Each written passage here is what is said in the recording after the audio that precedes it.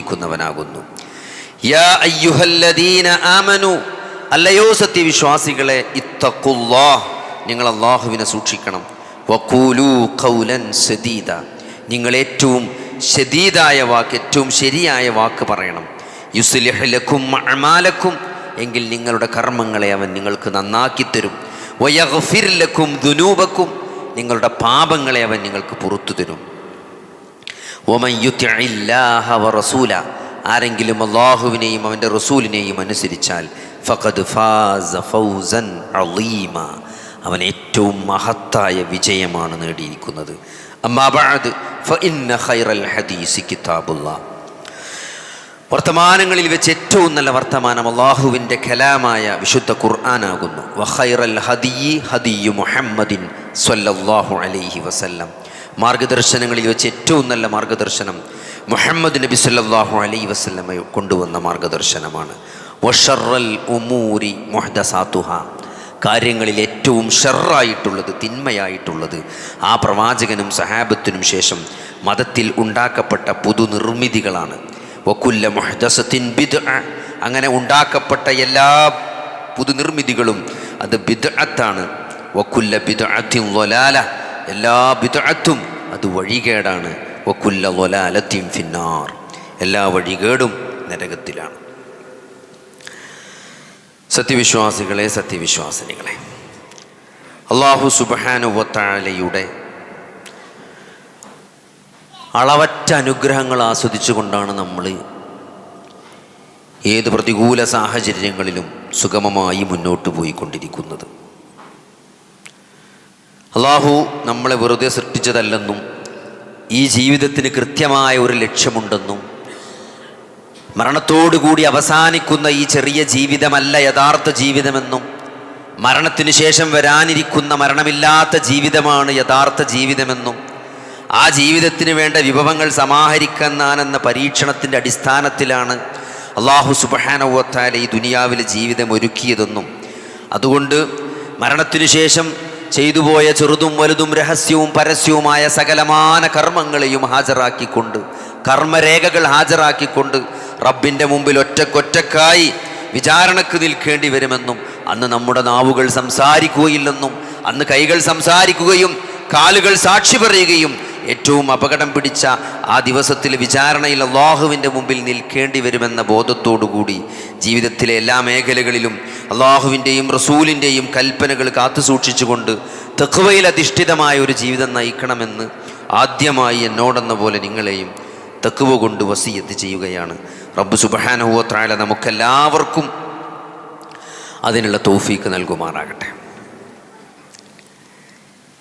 ഒരു വിശ്വാസിയെ സംബന്ധിച്ചിടത്തോളം അവൻ്റെ ജീവിതത്തിലെ ഏറ്റവും പ്രധാനപ്പെട്ട രണ്ട് പരാമർശങ്ങളാണ്, രണ്ട് സ്റ്റേറ്റ്മെൻറ്റുകളാണ്. അഊദു ബില്ലാഹി മിനശ് ശൈത്വാനിർ റജീം ബിസ്മില്ലാഹിർ റഹ്മാനിർ റഹീം എന്നത്. നമ്മൾ വളരെ ചെറിയ കുട്ടിയാകുന്നത് മുതൽ, മദ്രസയിൽ ഓത്തു പഠിക്കുന്നത് മുതൽ ജീവിതത്തിലുടനീളം നമ്മൾ ഉച്ചരിച്ചു കൊണ്ടേയിരിക്കുന്ന ഒരു വാക്കാണ് ബിസ്മിയും അഊദും, അല്ലേ? ബിസ്മില്ലാഹിർ റഹ്മാനിർ റഹീം. ഒരുപക്ഷെ ജീവിതത്തിൽ എത്രയോ ബിസ്മികൾ നമ്മൾ പറഞ്ഞിട്ടുണ്ടാവും. ഫാത്തിഹയിലാണെങ്കിലും ഖുർആനിലും മറ്റ് സന്ദർഭങ്ങൾ, അതല്ലാത്ത സന്ദർഭങ്ങളിലും. അതൊക്കെ നാവുകൊണ്ട് ഈ ലോകത്തെ ഏറ്റവും കൂടുതൽ ആളുകൾ നാവുകൊണ്ട് ഉച്ചരിക്കുന്നൊരു വാക്കായിരിക്കും ബിസ്മില്ലാഹിർ റഹ്മാനിർ റഹീം എന്നത്. പക്ഷേ അത് ഹൃദയത്തിൽ തട്ടിയ ആളുകൾ വളരെ കുറവായിരിക്കും. ഈ രണ്ട് വാക്കും നമ്മളെടുത്ത് പരിശോധിച്ചാൽ മതി. ഈ ജീവിതം എന്നത് നമ്മൾ അല്ലാഹുവിലേക്കുള്ളൊരു യാത്രയാണ്. വളരെ കൃത്യമാണ്, വളരെ ശ്രദ്ധിച്ച് മനസ്സിലാക്കണം. ജീവിതം എന്നത് ഇത് നൽകിയ, ഈ ജീവിതം ഉടമപ്പെടുത്തുന്ന അല്ലാഹുവിലേക്കുള്ള യാത്രയാണ് ജീവിതം. ഇന്നാ ലില്ലാഹി വ ഇന്നാ ഇലൈഹി റാജിഊൻ. ഏത് പ്രതിസന്ധി വരുമ്പോഴും ഒരു വിശ്വാസിയെ പറയാൻ പ്രേരിപ്പിക്കുന്ന ഒരു വാക്കാണ് ഇന്നാ ലില്ലാഹി വ ഇന്നാ ഇലൈഹി റാജിഊൻ. ഇന്നാ ലില്ലാഹ്, ഞങ്ങൾ അല്ലാഹുവിനുള്ളതാണ്. വ ഇന്നാ ഇലൈഹി റാജിഊൻ, ഞങ്ങൾ അവനിലേക്ക് മടക്കപ്പെടുന്നവരാണ്, മടങ്ങേണ്ടവരാണ്, മടങ്ങുന്നവരാണ്. അപ്പോൾ ഇതൊരു ഓർമ്മപ്പെടുത്തൽ. ചെറിയൊരു പ്രയാസം ഉണ്ടാകുമ്പം ഇതിൻ്റെ വലുത് വന്നാലും കുഴപ്പമില്ല, ഞങ്ങൾ അവിടുന്നാണ് വരുന്നത്, ഞങ്ങൾ അങ്ങോട്ട് തന്നെയാണ് പോകുന്നത്. അപ്പോൾ അതുകൊണ്ട് ആ അള്ളാഹു നൽകിയ അനുഗ്രഹമായ ഈ ജീവിതം, പരീക്ഷണത്തിൻ്റെ അടിസ്ഥാനത്തിലുള്ള ജീവിതം എന്നത്, അതിൽ നമ്മളെ വഴിപിഴപ്പിക്കാൻ പതിയിരിക്കുന്ന പിശാചാണ് അല്ലേ? ഉറങ്ങാതെ, ഉറക്കമില്ലാതെ, ക്ഷീണമില്ലാതെ, വിശ്രമമില്ലാതെ എല്ലാവരെയും പിഴപ്പിക്കാൻ, കുട്ടികളെന്നോ മുതിർന്നവരെന്നോ പണക്കാരനെന്നോ പാമരനെന്നോ ദരിദ്രനെന്നോ പണ്ഡിതനെന്നോ ദീനിൽ അറിവുള്ളവനെന്നോ അറിവില്ലാത്തവനെന്നോ ഒരു വ്യത്യാസവുമില്ലാതെ സകലമാന ആളുകളെയും അള്ളാഹുവിൻ്റെ സിറാത്തുൽ മുസ്തഖീമിൽ നിന്ന് പിഴപ്പിച്ച് ഇതാണ് അഹോരാത്രം പണിയെടുത്തുകൊണ്ടിരിക്കുന്ന ഇബ്ലീസ്. അവനാണ് നിങ്ങളുടെ പ്രത്യക്ഷ ശത്രു. ഇന്ന ശൈത്വാന ലക്കും അദുവ്വുൻ ഫത്തഖിദൂഹു അദുവ്വ. നിശ്ചയമായും ശൈത്താൻ നിങ്ങൾക്ക് പ്രത്യക്ഷനായ ശത്രുവാണെന്നാണ്. അവനെ നിങ്ങൾ ശത്രുവായി തന്നെ സ്വീകരിക്കണം എന്നാണ്, ശത്രുവായി തന്നെ കാണണം എന്നാണ്. വേറൊരാളെ പറ്റി അങ്ങനെ എത്രയോ അക്രമികളായ ഭരണാധികാരികളെ പറ്റി, പല ആളുകളെ പറ്റി ഖുർആൻ പറഞ്ഞിട്ടുണ്ട്. പക്ഷേ നമ്മുടെ ശത്രു എന്ന് നമ്മളെ പരിചയപ്പെടുത്തിയത് അത് ഇബ്ലീസിനെ കുറിച്ചാണ്. ഫത്തഖിദൂഹു അദുവ്വ. നിങ്ങൾ അവനെ ശത്രുവായി തന്നെ കാണാൻ. ആഴ്ചയ്ക്ക് ഊണില്ലാതെ ഉറക്കമില്ലാതെ രാപ്പകല് സകല ആളുകളെയും അല്ലേ, വ്യത്യാസമല്ല അതിൽ പണ്ഡിതനോ പാമരനോ എന്താണ് കുട്ടീനോ ദരിദ്രനോ ധനികനൊന്നും വ്യത്യാസമില്ല, എല്ലാവരെയും നരകത്തിലേക്ക് കൊണ്ടുപോകാൻ വേണ്ടി പണിയെടുത്തുകൊണ്ടിരിക്കുന്ന ഇബ്ലീസ്, അവനാണ് നിങ്ങളുടെ ശത്രു. അപ്പോൾ നമുക്ക് ഏറ്റവും വലിയ തടസ്സം എന്താണ്? ഇബ്ലീസ് തന്നെയാണ്. അപ്പോൾ ആ ഇബ്ലീസിൽ നിന്നുള്ള കാവലാണ്, ഇസ്തിആദത്താണ് അഊദു ബില്ലാഹി മിനശ് ശൈത്വാനിർ റജീം. കഴിഞ്ഞ ദിവസം ഞാൻ പറഞ്ഞിരുന്നു, ആദ യഊദു എന്ന അറബി പദം അതിൻ്റെ യഥാർത്ഥ അസിലിൽ അർത്ഥം എന്ന് പറഞ്ഞാൽ ചേർന്ന് നിൽക്കുക എന്നാണ്. ഡിക്ഷണറിയിലെ കൊടുത്ത അർത്ഥം, വില്യൻ്റെ ലെക്സിക്കോണിലൊക്കെ കൊടുത്തത് അത് ഒരു എന്താണ്, ഇറച്ചി എല്ലിനോട് എങ്ങനെയാണോ ചേർന്ന് നിൽക്കുന്നത് അങ്ങനെ അടുത്ത് നിൽക്കുന്നതിനാണ് ആദ എന്ന് പറയാം. അപ്പോൾ അള്ളാഹുവിലേക്ക് ചേർന്ന് നിൽക്കുക എന്നാണ്. അതായത് നമ്മളെ നരകത്തിലേക്ക് എത്തിക്കാൻ വേണ്ടി സകലമാന പണികളും എടുക്കുന്ന ആ ഇബ്ലീസിൽ നിന്ന്, പിശാചിൽ നിന്ന് നമ്മൾ അള്ളാഹുവിലേക്ക് ചേർന്ന് നിന്നുകൊണ്ട്, ഒരു പേടിച്ചോടുന്ന ചെറിയൊരു കുട്ടി അതിൻ്റെ മാതാപിതാക്കളെ അണഞ്ഞുകൂട്ടി കെട്ടിപ്പിടിക്കുമ്പോൾ ഉണ്ടാകുന്ന ഒരു സുരക്ഷിതത്വം, അതാണ് അള്ളാഹുവിലേക്ക് ചേർന്ന് നിൽക്കുമ്പോൾ പിശാചിൻ്റെ കെണികളിൽ നിന്നൊരു വിശ്വാസിക്ക് കിട്ടേണ്ട തണലതാണ്, രക്ഷയതാണ്, അഭയം എന്ന് പറഞ്ഞാൽ അതാണ്. അള്ളാഹുവിനെ ഇപ്പോൾ നമ്മളൊരാൾ തല്ലാൻ വരുമ്പം നല്ല തടിമുടുക്കുള്ള ഒരാളെ മറവ് മാറി നിൽക്കുമ്പോൾ നമുക്ക് കിട്ടുന്ന ഒരു ഫീലിംഗ് ഉണ്ടല്ലോ. ബന്നെ നോക്കുമെന്ന് വിചാരിക്കുമ്പം അല്ലേ, ബന്നെ നോക്കുമെന്ന് വിചാരിച്ചു ഓൻ്റെ ബാക്കൊക്കെ നമ്മൾ നിൽക്കുമ്പം ഓനതിനെ കൊണ്ട് വയ്ക്കുന്നു. അപ്പം അമ്മക്കുള്ളൊരു സമാധാനമുണ്ട്. ആ സമാധാനം, അല്ലെങ്കിൽ മഴ ചെയ്യുമ്പോൾ നമ്മൾ ഓടി ഒരു ബസ് സ്റ്റോപ്പിൽ കയറി നിൽക്കുമ്പോഴൊരു സമാധാനമുണ്ട്. എന്താണ്? ആ ഓട്ടമാണ് ഇസ്തിആദത്ത്, അള്ളാഹുവിലേക്കുള്ള ഓട്ടം. ആരിൽ നിന്ന് രക്ഷപ്പെടാൻ? പിശാചിൽ നിന്ന് രക്ഷപ്പെടാൻ. സർവശക്തനായ എല്ലാറ്റിനും കഴിവുള്ള അള്ളാഹു സുബ്ഹാനഹു വ തആലയിലേക്കുള്ള വിശ്വാസിയുടെ ഓട്ടമാണ്. ആ അള്ളാഹുവിനോട് ചേർന്നുള്ള നൃത്തമാണെന്ത്? ഇസ്തിആദത്ത് എന്ന് പറഞ്ഞാൽ, കാവൽ ചോദിക്കുക എന്ന് പറഞ്ഞാൽ, ശരണം വിളിക്കുക എന്ന് പറഞ്ഞാൽ, അഊദു പറയാന്ന് പറഞ്ഞാൽ അതിൻ്റെ അർത്ഥതാണ്. നമ്മൾ ആഗ്രഹിക്കണം, നമ്മൾ ചെയ്യണത് അതാണ്. അപ്പോൾ അള്ളാഹു എന്നിട്ട് രണ്ടാമതോട് പറഞ്ഞത് ബിസ്മില്ലാഹിർ റഹ്മാനിർ റഹീം. ബിസ്മില്ലാഹിർ റഹ്മാനിർ റഹീം, അള്ളാഹുവിൻ്റെ നാമം കൊണ്ടാണ് സഹോദരങ്ങളെ നമ്മളൊരാൾ ഒരു കാര്യം ആരംഭിക്കുന്നത്. അതായത് നമ്മളെ ശത്രുവിൽ നിന്ന് നമ്മൾ രക്ഷിക്കാൻ കഴിവുള്ള അള്ളാഹുവിനോട് ആ ശത്രുവിൽ നിന്ന് സഹായം ചോദിച്ചുകൊണ്ട് അള്ളാഹുവിൻ്റെ കാരുണ്യത്തിലേക്കുള്ള, അള്ളാഹുവിൻ്റെ ബറക്കത്തിലേക്കുള്ള, കാരുണ്യത്തിലേക്കുള്ള വാതിലാണ് ബിസ്മില്ലാഹിർ റഹ്മാനിർ റഹീം എന്ന് പറഞ്ഞുകൊണ്ട് ഒരു വിശ്വാസി തുറക്കുന്നത്. അതുകൊണ്ട് ഇത് വല്ലാത്ത രണ്ട് വാക്കുകളാണ്. നമ്മൾ എത്രയോ ജീവിതത്തിൽ ഉച്ചരിച്ച, ഇനിയും ഉച്ചരിച്ചു കൊണ്ടിരിക്കുന്ന ഈ രണ്ട് വചനങ്ങൾക്ക് ഒരു വിശ്വാസിയുടെ ജീവിതത്തിൽ എത്ര സ്വാധീനമുണ്ട് എന്ന് നമ്മൾ മനസ്സിലാക്കണം. അപ്പോൾ സഹോദരങ്ങൾ ഒന്നുകൂടി ഉള്ളിൽ തട്ടിയിട്ട് അത് പറയാൻ കഴിയുള്ളൂ. ഉറങ്ങാത്ത, ക്ഷീണിക്കാത്ത ആ പിശാചിൽ നിന്ന് കുതന്ത്രങ്ങൾ പതിയിരിക്കണം. പിശാച് അങ്ങനെ പറഞ്ഞു, ഞാൻ പതിയിരിക്കണം എന്നാണ്. സിറാത്തുൽ മുസ്തഖീമിൽ നിന്ന് നിന്റെ ആളുകളെ വഴിതെറ്റിക്കാൻ വേണ്ടി ഞാൻ പതിയിരിക്കുന്നു, അല്ലെങ്കിൽ വഴിയിരിക്കുന്ന ഈ ഇബ്ലീസിൽ നിന്നാണ് നമ്മൾ അള്ളാഹുവിനോട് രക്ഷ ചോദിക്കുന്നത്. മിൻ ശർരിൽ വസ്വാസിൽ ഖന്നാസ്, എന്താണ്? ഉറങ്ങേണ്ട നേരത്ത് നമുക്ക് ഉറക്കം തരാതെ ഇബ്ലീസ് എല്ലാ മാർഗവും, ജീവിതത്തിൽ ഒരു വിശ്വാസിയെ ഇതിൽ നിന്ന് എങ്ങനെ തെറ്റിക്കാന്ന് മുഴുവൻ അല്ലേ? ഒരു രാത്രി 10-11 മണിയാകുമ്പോൾ ഉറങ്ങേണ്ട സമയമാണ്. അപ്പം നമ്മൾ ഉറങ്ങാൻ ഇബ്ലീസ് സമ്മതിക്കൂല. നേരെ മറിച്ച് നേരെ 4 മണിക്ക് നീക്കേണ്ട സമയമാണ്. അപ്പം നമ്മൾ നീച്ചാനും സമയം, അപ്പം നമ്മളോട് ഉറങ്ങാൻ പറയും. 11-12 നമ്മളോട് നമ്മൾ ഉറങ്ങാൻ സമ്മതിക്കൂല.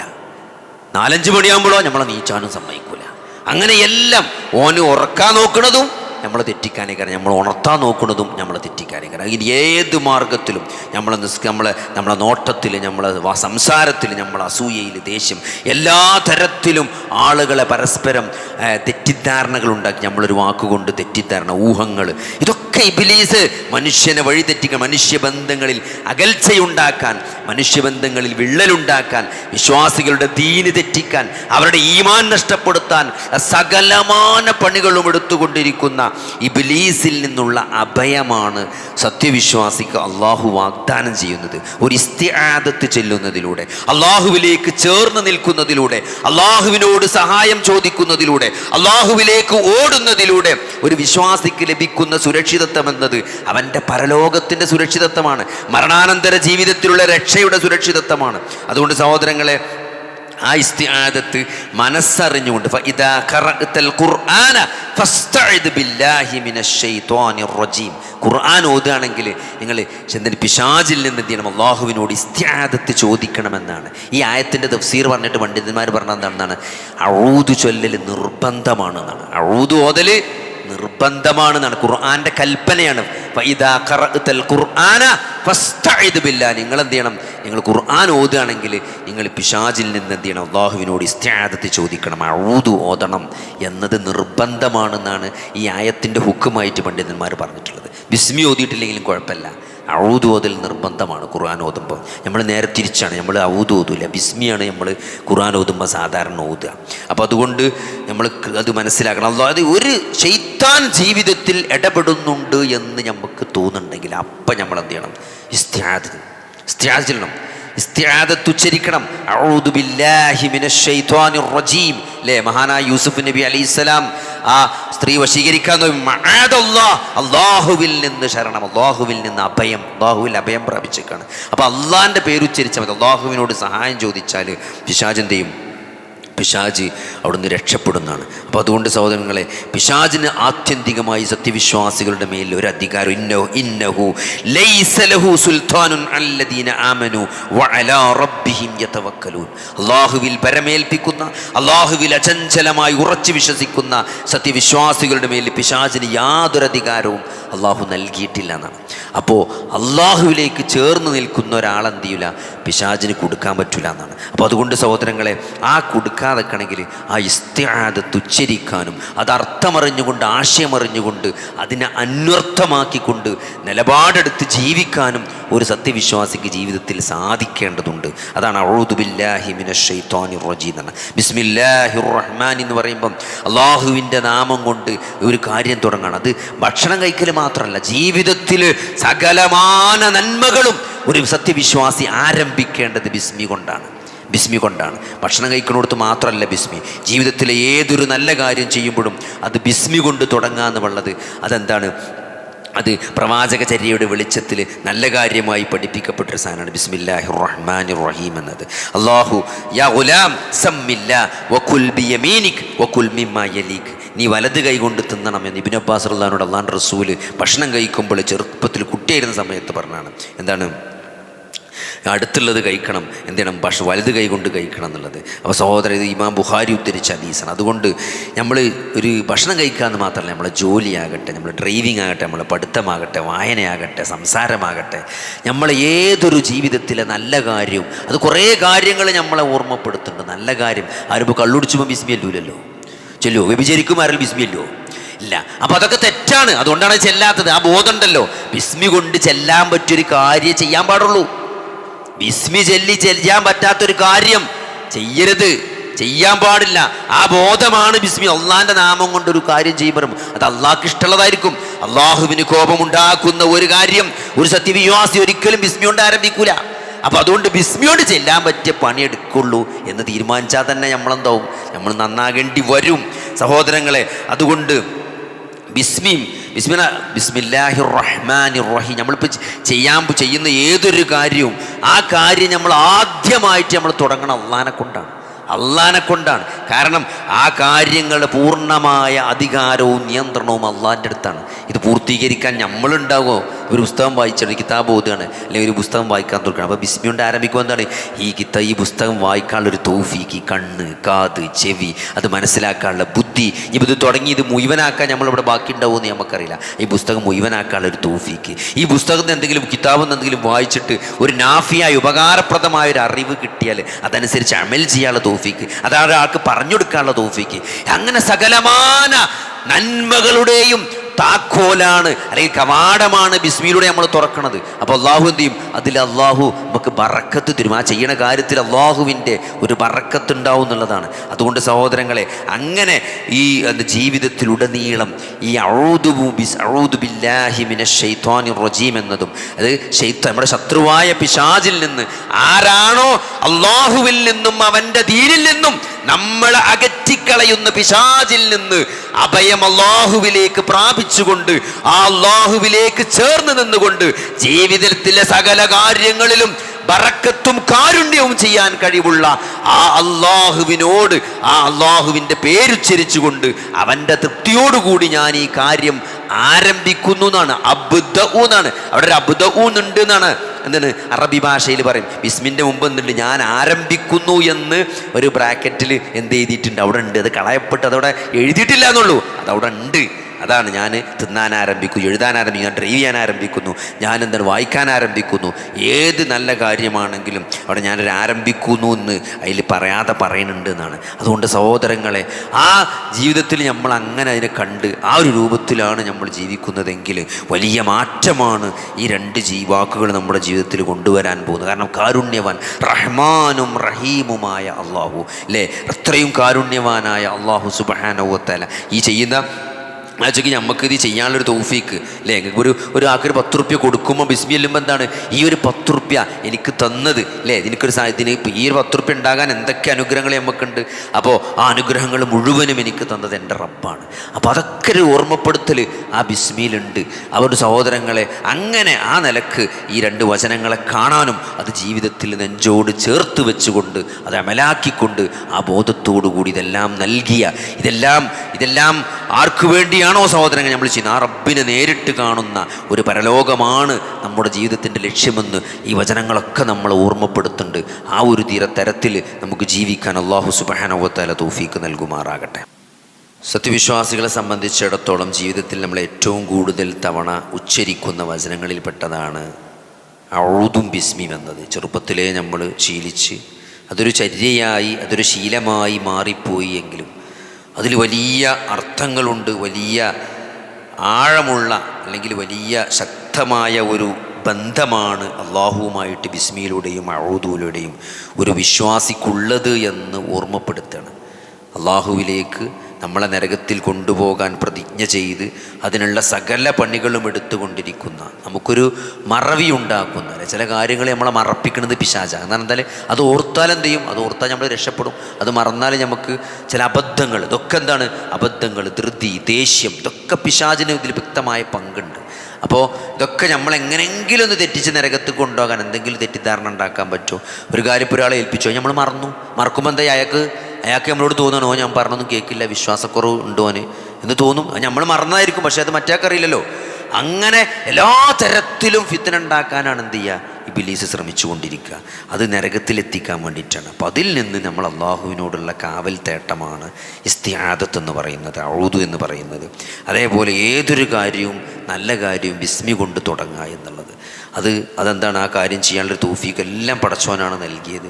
ആ അള്ളാഹുവിന് കാരുണ്യവാനായ റബ്ബിനോട് അതിൻ്റെ സകല നന്മകളും ബറക്കത്തും നമ്മൾ പ്രതീക്ഷിച്ചുകൊണ്ട് ആ അള്ളാഹുവിലേക്ക് ചേർന്ന് നിൽക്കുക എന്നുള്ള, അള്ളാഹുവിലേക്ക് നമ്മൾ ഓടുക എന്നുള്ളത് സഹോദരൻ, ഇതൊക്കെയാണ് ഇത് നൽകുന്ന മഹത്തായ ആശയം. അതുകൊണ്ട് നമ്മൾ വീട്ടിൽ കയറുകയാണെങ്കിലും വീട്ടിൽ നിന്ന് ഇറങ്ങുകയാണെങ്കിലും ഒക്കെ ഇതൊക്കെ വ്യക്തമായി അള്ളാഹു ഹദീസിൽ ഓരോ പ്രാർത്ഥനകളും അതിൻ്റെ പ്രത്യേകത നമുക്ക് കാണാൻ പറ്റും.